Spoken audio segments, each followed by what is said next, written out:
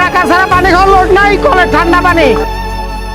পেশায় তিনি একজন চটপটি বিক্রেতা, তবে স্থানীয়দের কাছে তিনি পরিচিত মানবিকতার এক অনন্য উদাহরণ হিসেবে। রাজবাড়ীর কালুখালী স্টেশনের পাশে ব্যবসা করা মুন্নু শেখ গত ৬ বছর ধরে প্রতিদিন ট্রেনের তৃষ্ণার্ত যাত্রীদের বিনামূল্যে ঠান্ডা পানি পান করিয়ে আসছেন।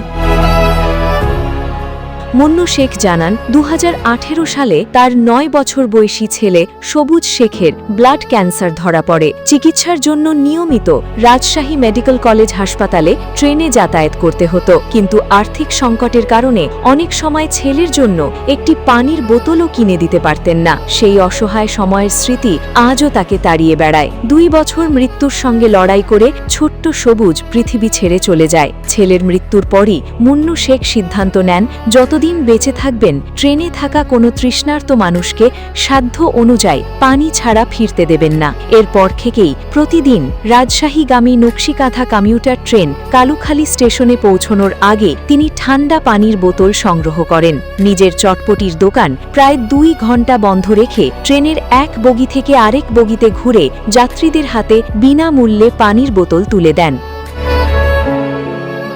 মুন্নু শেখ বলেন, কোনো শিশুর হাতে পানির বোতল তুলে দিলেই তার চোখে ভেসে ওঠে নিজের ছেলে সবুজের মুখ। মানুষের আন্তরিক দোয়া ও ভালোবাসাই তাকে এই কাজ চালিয়ে যাওয়ার শক্তি দেয়।